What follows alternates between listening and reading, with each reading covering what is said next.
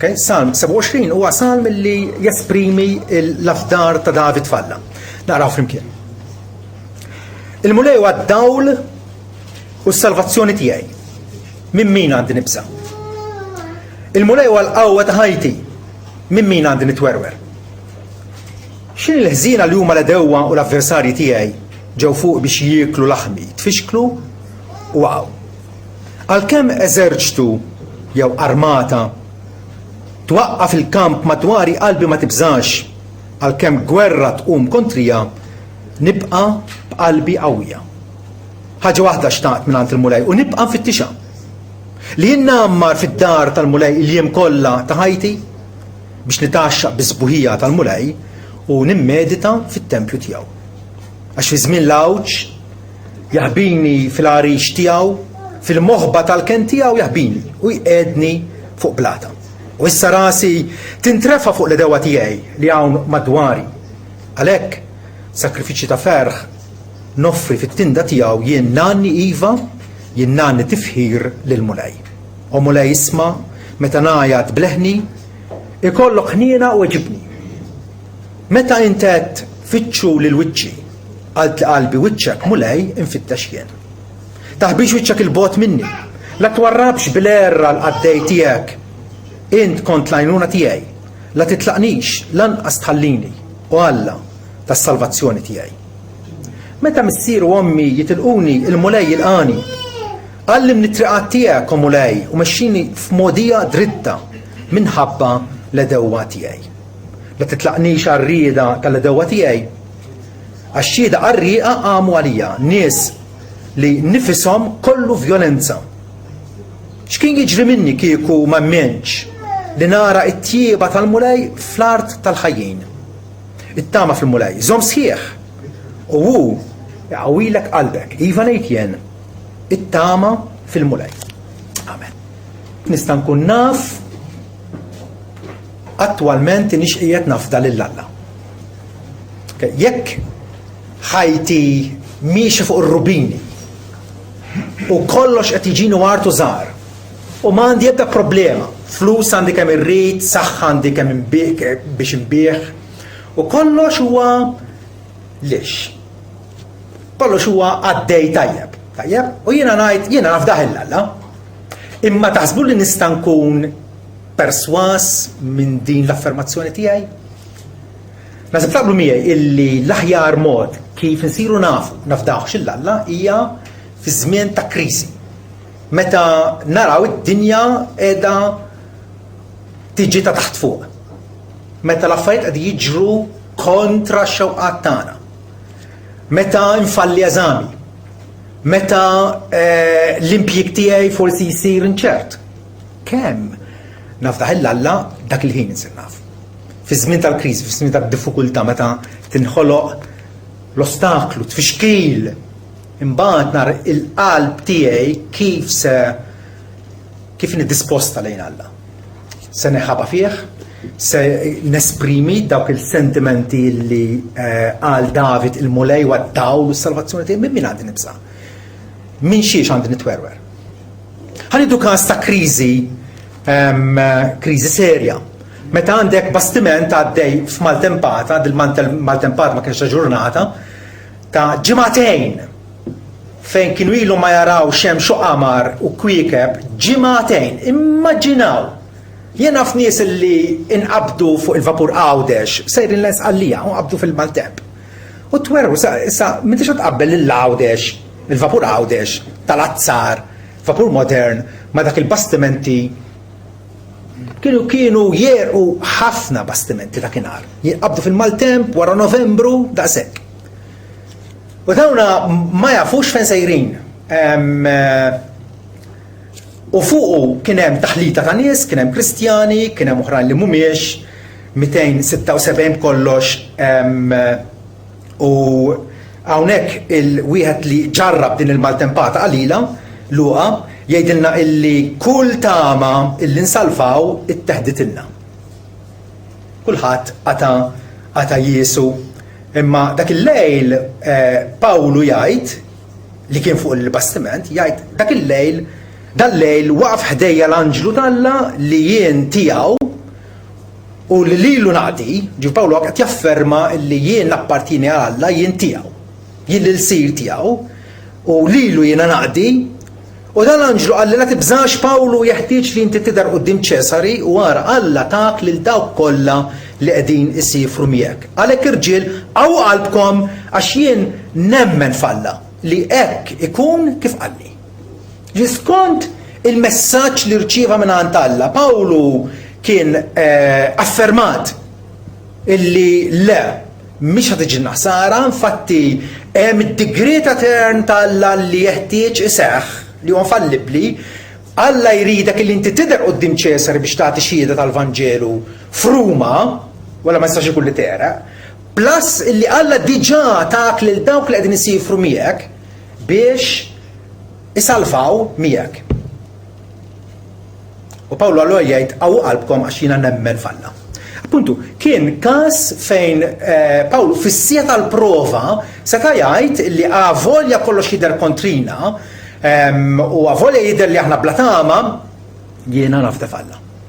U din hija waħda aħna bħala Kristjani l-għadu tal-fidi jew tal-afdar jew tal-konfidenza tagħna f'Alla hija meta jibdew teħlin id-dubji.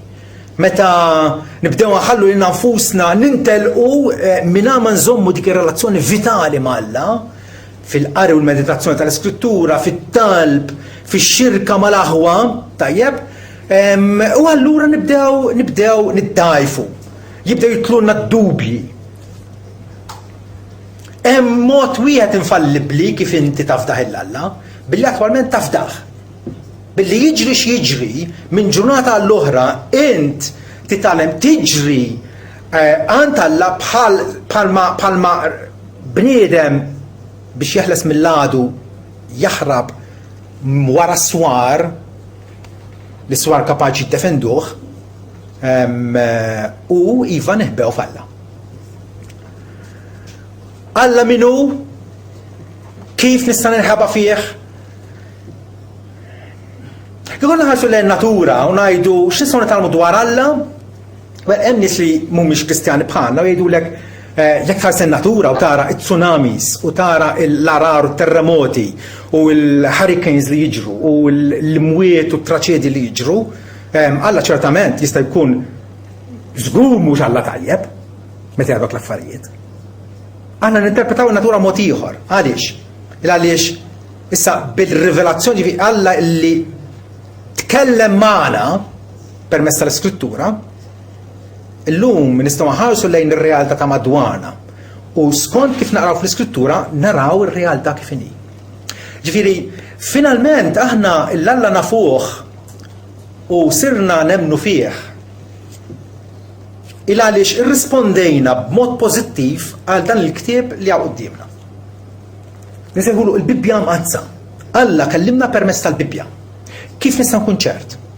Ħafna mistoqsija komuni li tagħma kif nista' nkun naf illi l-Bibbja u mhux il-Quran jew il-Bibbja u mhux xi ktieb ieħor jew xi metodu ieħor, kif nista' nkun naf il-Bibbja hija il-messaġġ infallibbli u ċert ta' Alla għalija.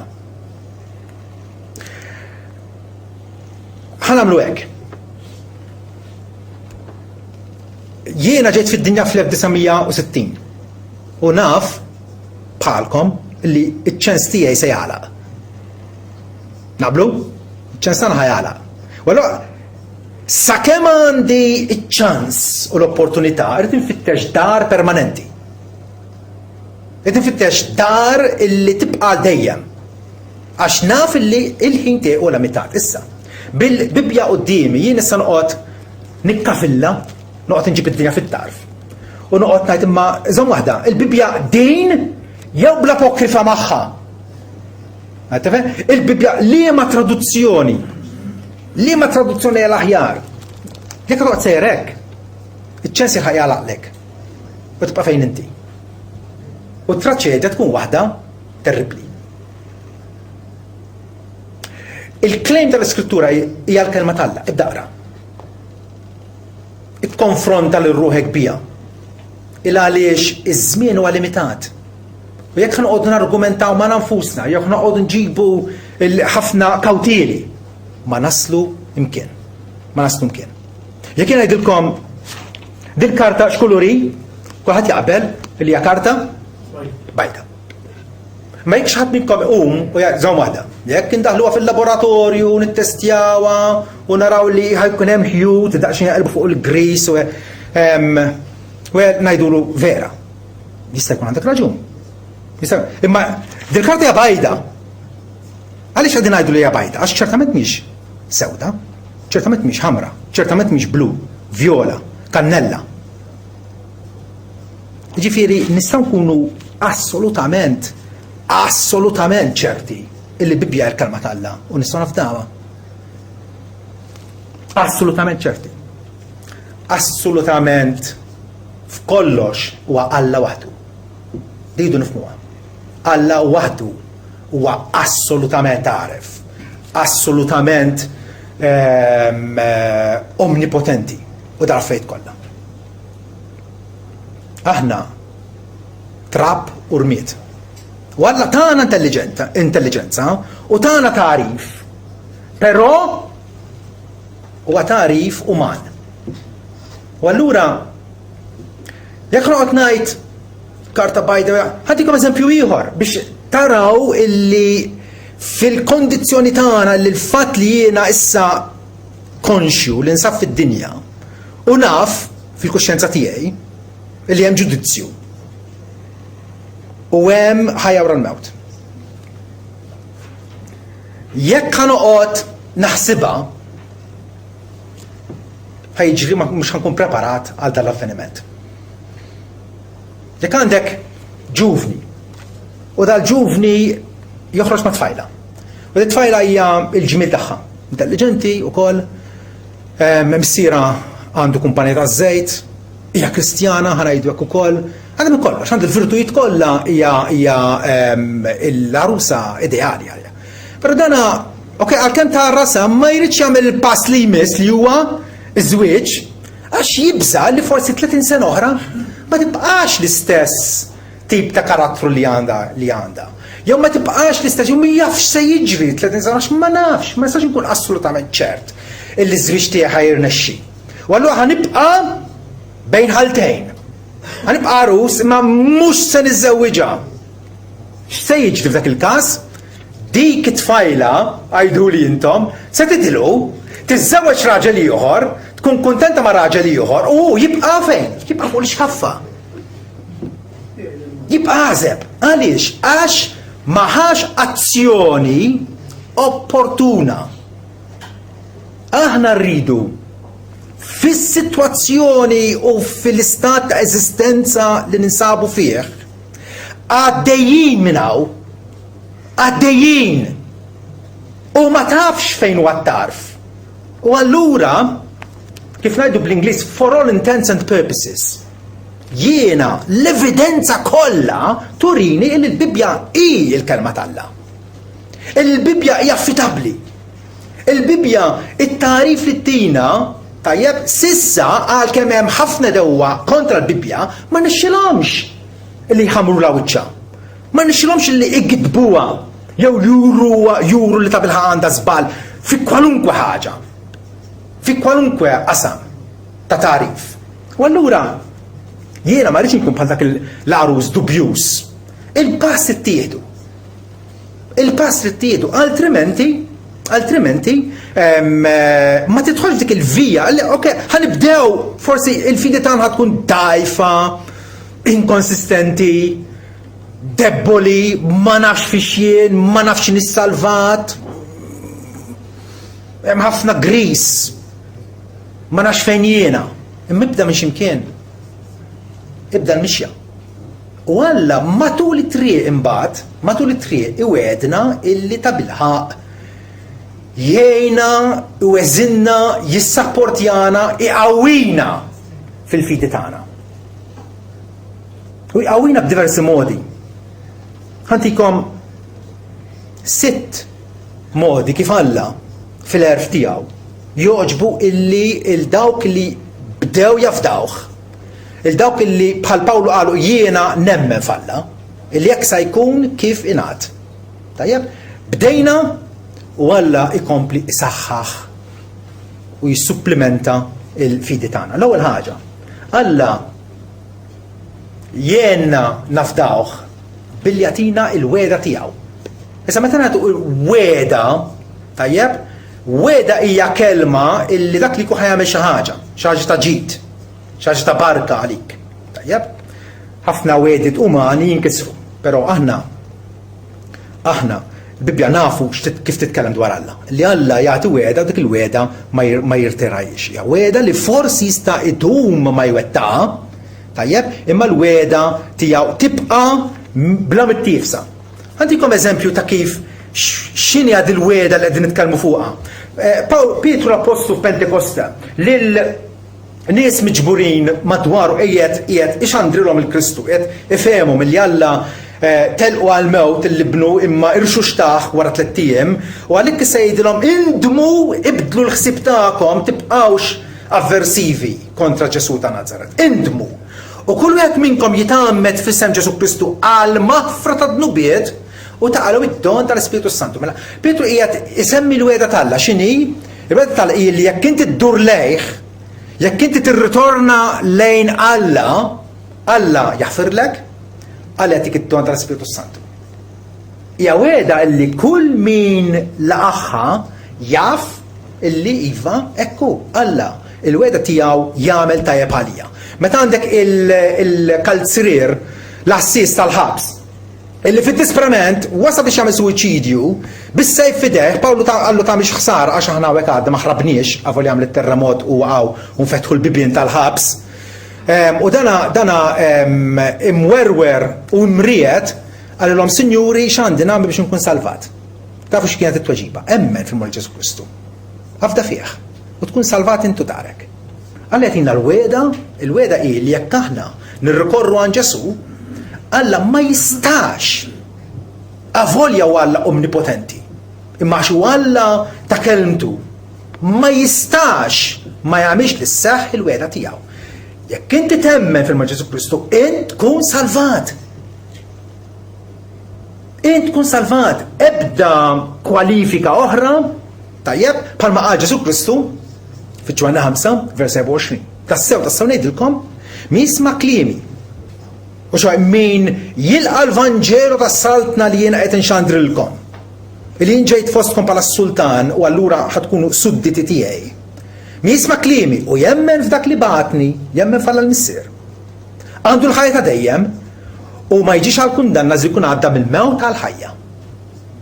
Dik hija l-weda ripetuta matul l-Iskrittura li jekk aħna rridu l-maħfra, jekk aħna rridu l-aċċettazzjoni minn Alla, jekk aħna rridu li l-ħtija minn fuqna titneħħa, li Alla jinkurunana bit-tieba tiegħu jeħtieġ li aħna nduru lejn Ġesu Kristu u fih insibu il-serħan għal ruħna.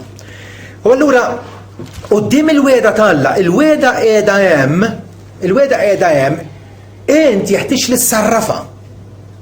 Int jeħtieġ li tibda tgawdiha din il-weda. Ilax il-fidi kull ma hi, skont littra lil Lut kapitlu 11 vers 1. Il-fidi hija l-pedament tal-ħwejjeġ li nittamaw fihom. Il-prova tal-ħwejjeġ li ma jidrux. Il-fidi hija r-realtà tal-ħwejjeġ li nittamaw fihom. Ġifieri jekk kien qed nittama għall-ġenna, tajjeb, il-ġenna qatt ma kont, qatt ma rajta, biss smajt biha. Però smajt biha minn sorsi informati tajjeb. Minn dak li wassit tal-ġenna.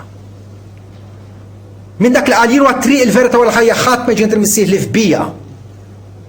Il-ġenna hija d-dar tal-missier u Ġesu qed jgħid li jiena sejr inħejji posta likom u jekk imur ħejji posta likom bat nerġa' niġi u nilqakom għandi biex fejn kun tkunu intom ukoll. Issa nafdaħ dal-kliem jiena. Ħatafda xi ħadd meta inti tafu.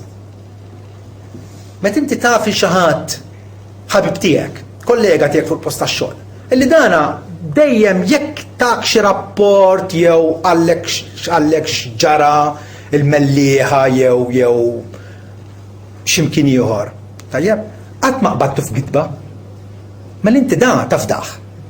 Għax għandu track record, tajjeb illi il-karattru tiegħu jistiednek li tafdaħ. Iżda dan huwa bniedem bħalek, fallibli bħalek. Meta qed jitkellem bin Alla il qal jien hu l-verità. Ġesu qiegħed jagħti wegħda hawnhekk illi dik il-wegħda allura hija blata illi ebda oppożizzjoni ma tista' tkissirha. Il-fidi hija il-realtà tal-ħwejjeġ nittamaw fihom. Għalina l-Kristjan il-ġenna għandha tkun post realtà aktar reali minn Malta jew l-Istati Uniti tal-Amerika. Aktar reali. Għaliex? Għaliex forsi jiena biex nsemmu post ieħor in-Niġerja, qatt ma mort, imma kif naf li hemm in-Niġerja fuq il-mapep. Minn fuq il-mappi u iva ġilli ltqajt nies ta' ġilda skura u qalu li jien minn Niġerja. Issa jiena stajt ma nemminhomx. Stajt dawn mhux minn Niġerja, dawn mill-Ghana. Dawn minn pajjiż Afrikani ieħor. Ma Niġerja ħanibqa' ngħid ma teżistix. Ma nkunx għali għaliex? Għaliex aħna nirċievu bħala verità dawk l-affarijiet illi huma fuq kollox dokumentati. Dokumentati għalina. Jekk jiena rrid insir naf dwar Giulio Cesare. Tajjeb, illi għex fl-antik tikka qabel Ġesu Kristu. Tajjeb, il-ftit li nafu dwar Giulio Cesare fuq dak li kitabu stess u xi awturi Rumani li kitbu dwaru. Issa nista' ngħid imma dawna kien hemm komplott u dawna ivvintaw din il-figura militari u semmew Giulio Cesare u jridu jitqobina. Għamlu din il-bużullotta biex jitqobina. Ma naħsibx li tkun intelligenti jekk tajtek. Ma naħsibx tkun intelligenti. U ħadd minna ma jissogra jagħmel hekk. Issa meta għandna dokumentat li n-nies fl-antik tajjeb illi raw bajnejhom il-ġrajja ta' Ġesu Kristu u ħallewna bil-miktub. Tajjeb, illum il-ġurnata dawn il-kitbiet huma miġbura fi ktieb wieħed li aħna nsejħu l-Bibja Mqazza. Illum il-ġurnata għandna ħajdu hekk l-evidenza kollha konvenjenti fi ktieb wieħed. Jien x'ħan nagħmel b'dil-evidenza? Illi kollha jgħidu li Ġesu huwa bin Alla. Illi klejmja li hu divin daqs u bħal Alla l-Missier. Illi tkellem dwar il-ġenna, illi qal li ġie biex jagħti ħajtu bħala fidwa għal ħafna nies, ħanemniw minnix. Jew forsi rrid nistudja iżjed, rrid nistħarreġ iżjed, rrid ninvestiga li ma mhux nagħmel xi żball. U qed attenta xi ċans jista' jagħlaq. U allura meta hawnhekk il-Bibja qed tgħid li l-fidi hija r-realtà tal-ħwejjeġ li nittamaw fihom. Jien għandi t-tama tal-ġenna. Il-ġenna għadni ma rajtix, għadni ma mortx, però għandi l-weda ta' dak illi tani dritt tal-ġenna. Ta' dak illi huwa l-bib għal-ġenna. Ta' dak illi ħada fuq innifsu bħala r-responsabilità tiegħu illi mhux biss iħajjarni bil-ġenna imma li attwalment iwassalni l-ġenna. Il-realtà tal-ħwejjeġ li nittamaw fihom, il-prova jew aħjar il-konvinzjoni tal-ħwejjeġ li ma jidrux. Alla wedna l-immortalità f'ġisem b'saħħtu, glorjuż, immortali li jservina l-eternità. Imma din il-konvinzjoni li għandi hija konvinzjoni tal-ħwejjeġ li ma jidrux. Ara kif saħdem il-fidi. Li kieku Alla lil-uliedu, lill-Kristjani, tajjeb iżommhom dejjem u bla falliment b'saħħithom ma jqoshom xejn, mingħajr ma jsofru traċedji, mentri l-bqija tan-nies isofruhom dal-affarijiet. X'isem il-fidi? Il-fidi ma tibqax fidi hemmhekk. Għaliex? Għaliex jiena nkun nista' niġi nurrik, ara, dawk kollha li jemmnu f'Ġesu, qed tarahom qatt ma jimirdu, qatt ma ittajrhom karozza, qatt m'għandhom bżonn operazzjonijiet, ma jqoshom xejn. Il-fidi spiċċat. Il-fidi il-konvinzjoni tal-ħwejjeġ li ma jidrux. Il-qawmin mill-mewt għadu ma derx, għadu ma seħx. Hemm il-weda però. Hemm il-weda.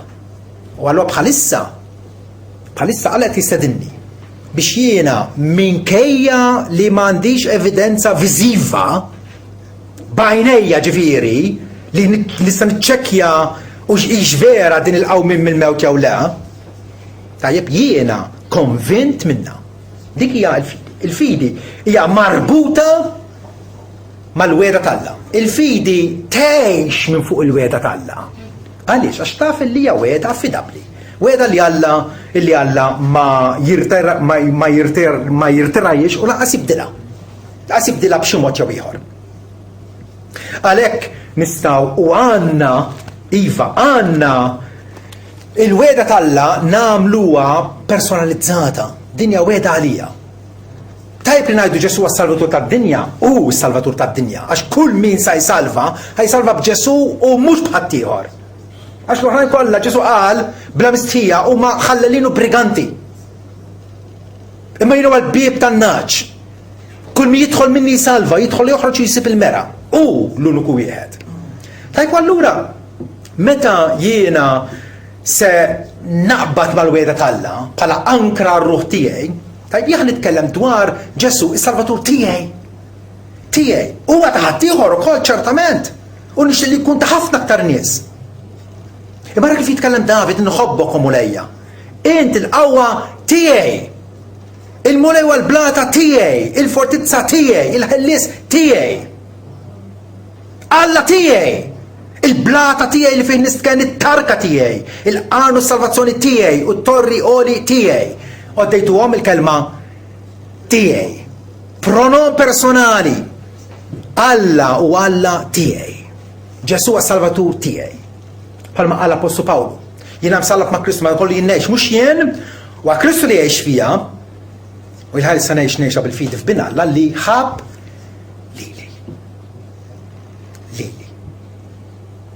hija trattat u hija relazzjoni diretta ma' Alla. Il-weda ta' Alla hija weda għalija. U hemmhekk li tibda l-fidi. Hemmhekk li tibda tgħaddi l-qudiem, imma aktar minn hekk. Aktar minn hekk Alla jenna wkoll billi jagħtina l-weda tiegħu bil-miktub. Bil-miktub. Għamin jekk jiena għandi ħabib u jgħid li ħajkollok bżonn il-flus, nisliflek 10,000. U iva, għandi bżonn 10,000 nislifhomlok. Ummu ngħid id-dar, ngħid il-mara, ma kif taf. Imma kieku jagħtini karta iffermata li fit-tali data u fit-tali post. Se jtini dal-10,000 u dil-karta nista' nagħmel. Differenti ġvera. Alla jtina l-weda tiegħu bil-miktub. L-iskrittura hija id-dokument sagrosant illi tirrekordja il-weda tal-Alla biex aħna narawha miktuba. Tista' tkun aħjar minn hekk meta Ġwanni jgħid li Ġesu għamel ħafna mirakli li mhux miktuba f'dal-ktieb fil-Vanġelu tiegħu. Ma dawn inkitbu biex intom temnu li Ġesu huwa l-Messija bin Alla u biex billi temnu jkollkom il-ħajf ismu. Ma ġwan qed jgħidilna prattikament jekk intom taqraw dal-ktieb li jiena din il-ġrajja ta' Ġesu Kristu u tirrispondu għalija tilqawha f'qalbkom għandkom il-ħajja eterna. Bil-miktub. Meta naqraw fi Ġwanni 3:16 għax Alla ħabb id-dinja li kan li b'waħdin tiegħu biex kull min jemmen bih. Kull min jemmen bih huwa jien ukoll. Huwa jien. Alla ma mhix lista ta' nies biex dawn in-nies issa li għad jemnu fih tkun problema. Għax Pawlu mitzi minn għalija u xie 14 f'Malta. Imma kull min jemmen fih, ċertament tinkludi lili. La darba jien nirrispondi għal dak il-messaġġ. Alla jatina l-kelma tiegħu, jatina il-weda tiegħu bil-miktub. Ġwanni fl-ittra tiegħu jiftaħ biex jgħid jiena qed nikbilkom dal-ħwejjeġ biex il-ferħ tagħkom ikun sħiħ. Intom li diġà temlu fi Kristu. Intom li ġankom irridkom li tavvanzaw f'dil-fidi tagħkom, irridkom tissaħħu u tibdew tesperjenzjaw il-ferħ tal-fidi, l-assigurazzjoni tal-fidi tagħkom. U jispiċċa litra prattikament billi jgħidilhom qed niktab lilkom li temnu, mhux il kulħadd. Qed nikteb lilkom li temnu fl-isem tal-Ibn Alla biex tkunu tafu li għandkom l-ħajja dejjem.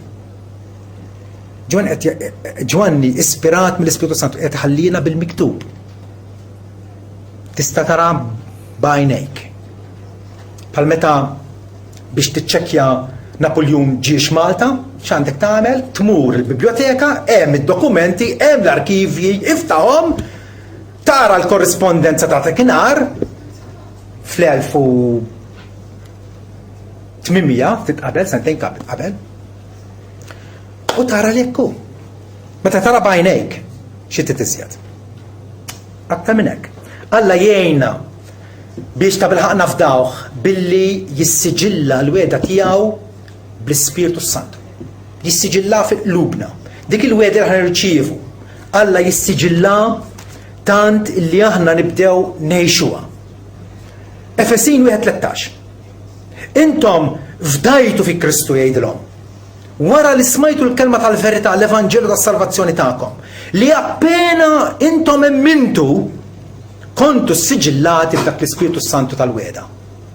Appena minna, appena il-qajna l-weda, għalkemm forsi għadna dubjużi, il-fidi tagħna għadda xejn immatura, għadha ċkejkna, Ġesu d-disċipli għallinhom il-darba, onis ta' fidi ċkejkna. Ma mhux imkien tibda. Mhux imkien tibda. Sax tippretendi jkollok il-fidi tal-Apostlu Pawlu b'dik il-lubija kollha u b'dik il-konfidenza kollha illi u sħabu qalbu d-dinja ta' taħt fuq. Ma mhux imkien tibda. U għamek qed jgħidilna li Alla jissiġilla dik il-weda bl-Ispiritu Santu moti lilna. U ftit aktar tard jgħidilhom tniktux l-Ispiritu Mqaddes Alla. Aħna u mexxin bil-fidi issa. Ma nix għalfejn nirreżistu, ma nix għalfejn naħalqu għajnejna għad-dawl li qed jagħtina l-Ispiritu Santu. Għaliex? Għax Pawlu jgħid bih intom is-siġillati għal-jum il-fidwa. Ara kif jirraġuna. Ma jgħidx li jekk intom tniktuh hemm ċans illi Alla jirtira l-Ispiritu Santu minnkom. Għal-kontrarju, jgħid intom is-siġillati bl-Ispiritu Santu sa jum il-fidwa, ġifieri sa jum ir-ritorn ta' Kristu. Alla jgħinna u iva jatina ħafna opportunità biex insiru nafdaw kif billi jatina x-xieda tiegħu innifsu. Ix-xieda dwar min hija xieda dwar Ibnu Ġesu. Għax is-salvazzjoni tagħna hija fi Kristu Ibnu. Imma Alla juri minu ta' bilħa dan Ġesu Kristu. Ġwanni l-Apostolu għandu passaġġ brillanti fl-ittra tiegħu. Kapitlu 5, vers 9. Isimgħu. Jekk ix-xieda tal-bnedmin il-qawa, u x-xieda tal-bnedmin il-qawa, forsi tismajtu dal-għodu CNN, jew rajtu l-gazzetti, ok? Nies li rapportaw x'ġara u intom emmintu dak li qrajtu ħaġa normali. Ħaġa normali. Jekk ix-xieda tal-bnedmin il-qawa, ix-xieda tal-Alla jaqwa, u ovvja. Għax Alla ma jkdebx. Għajab għallu għal-verità nnifsu, Alla ma jqarrax. U din hija x-xieda tal-Alla li hu tal-Ibnu. Min jemmen fl-Iben għandu fih ix-xieda. Min ma jemmenx f'Alla jagħmel lilu giddieb u di ħaġa serjissima.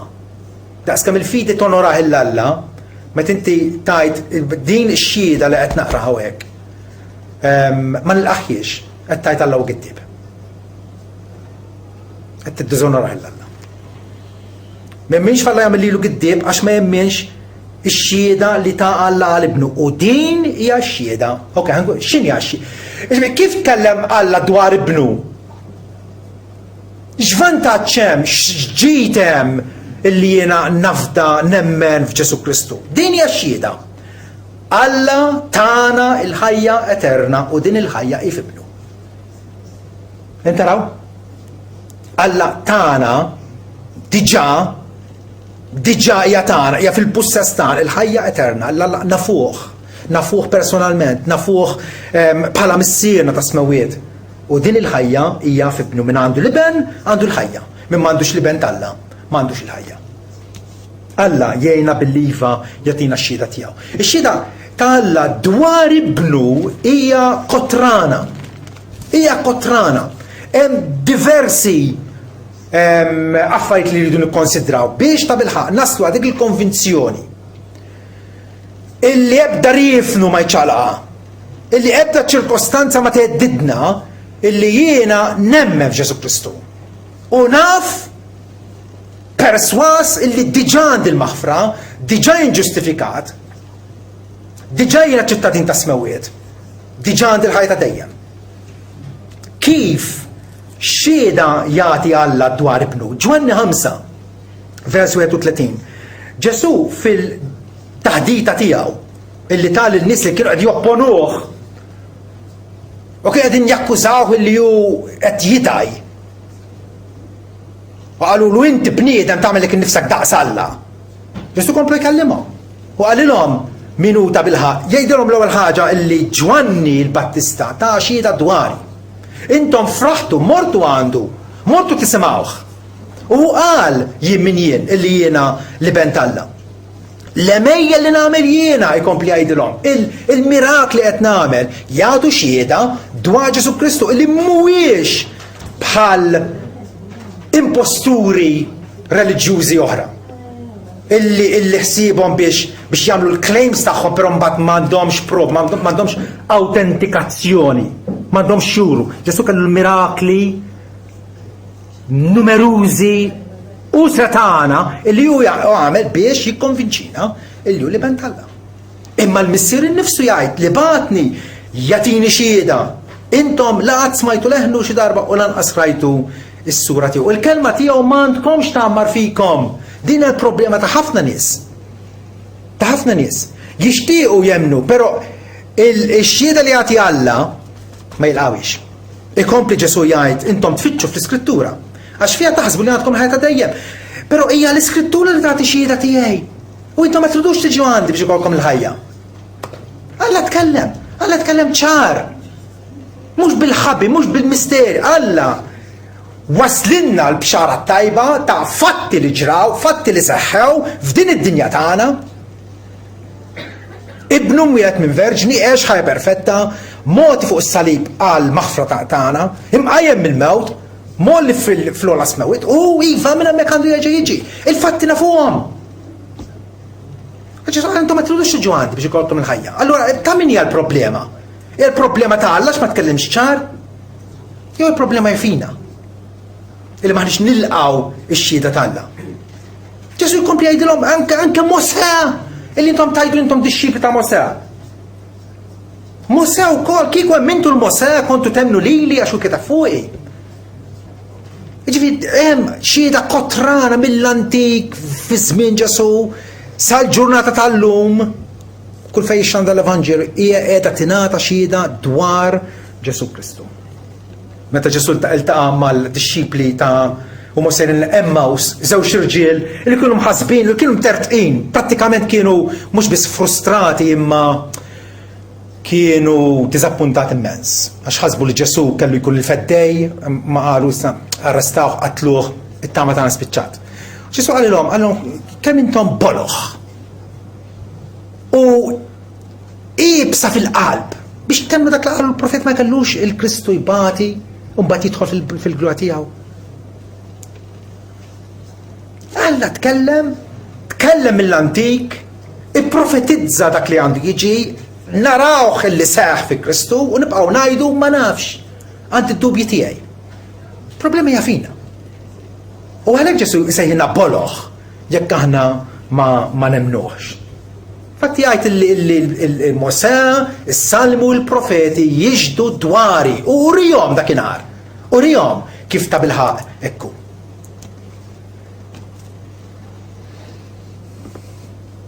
Alla jgħid il-verità.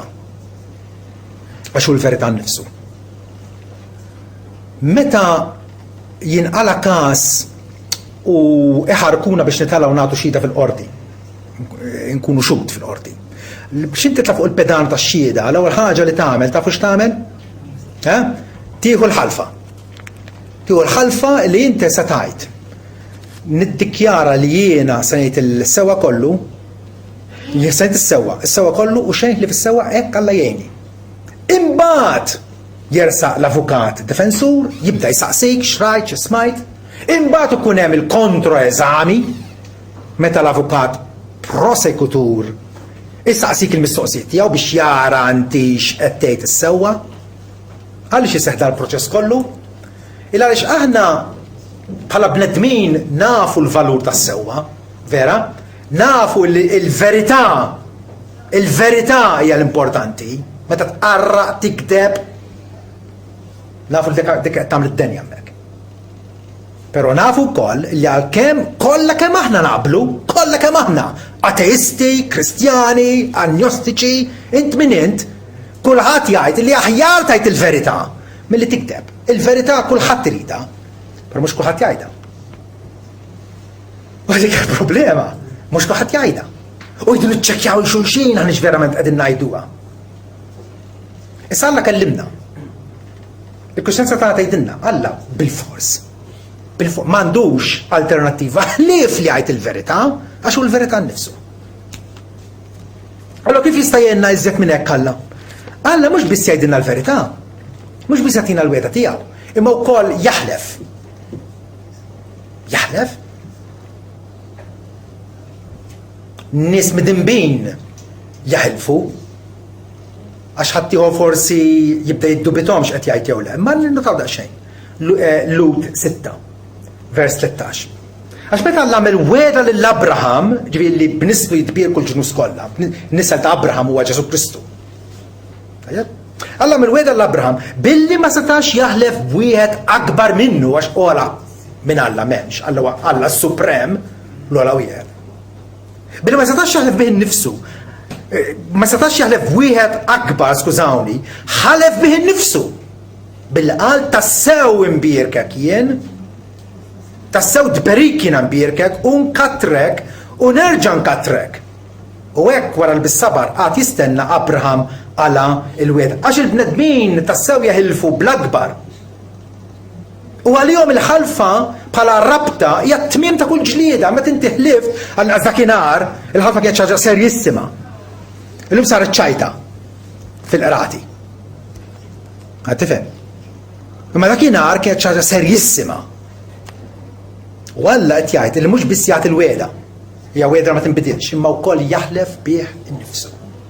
Biex jagħmilha doppjament ċerta li aħna werrieta tal-weda tiegħu.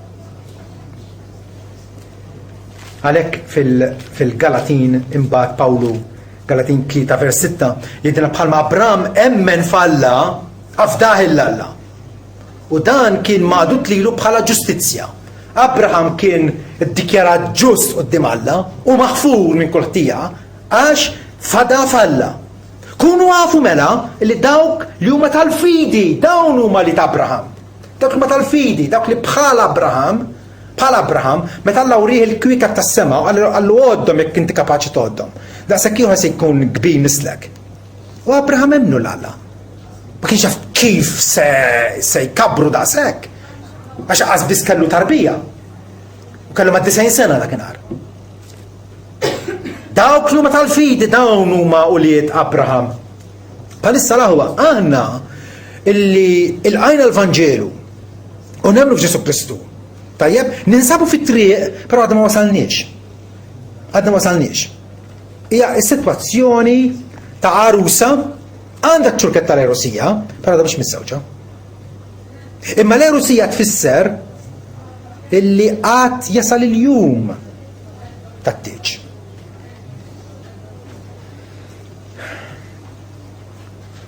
Għalina dakinhar l-erosija kienet ħanidwek l-ewwel pass illi inevitabilment iwassal għat-tieġ. Għalhekk Alla permezz tal-profeta tiegħu Ħosea.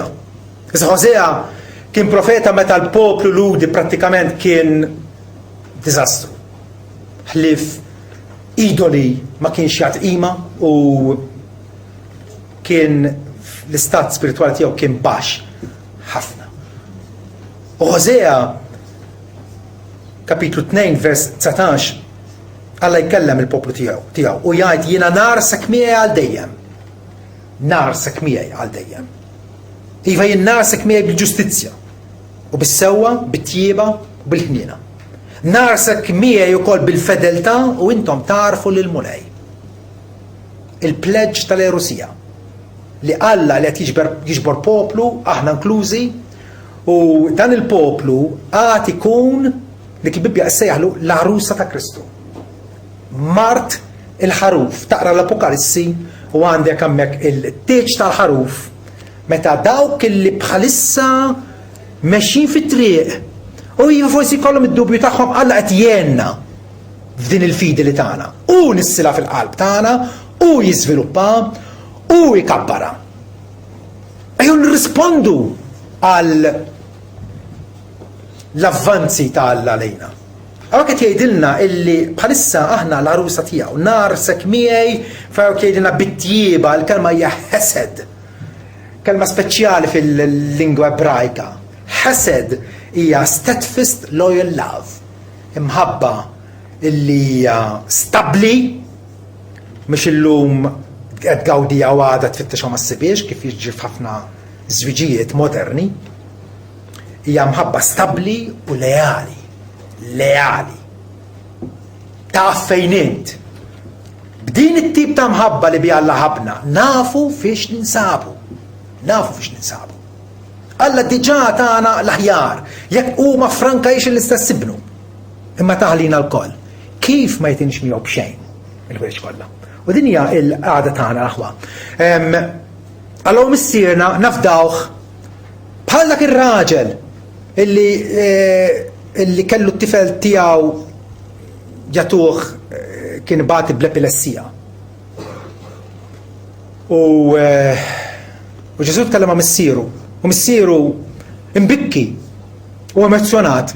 Il-Ġesu finalment qallu mulej jiena nemmen. Imma għejn int in-nuqqas ta' fidi tiegħi. Jiena nemmen. Miexi fi triq id-dejqa vera. U naf li triq twassal għal ħajja. Però għandi il-fidi tiegħi perfezzjonata le.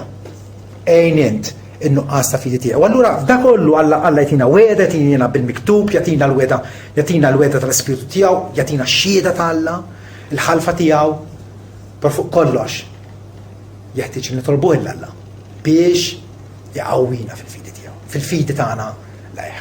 U propjament hekk jixtaq li nagħmlu kemm issa kif ukoll regolarment għax il-fidi hija dik li taqgħadna żommna f'relazzjoni vitali ma' Alla.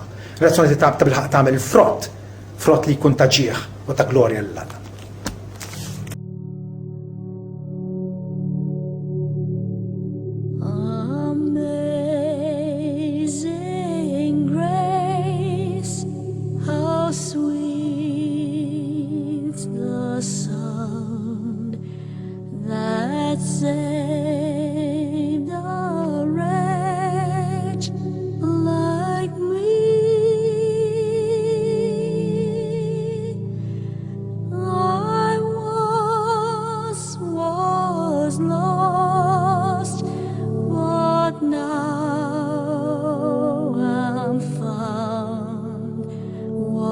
Blind, but now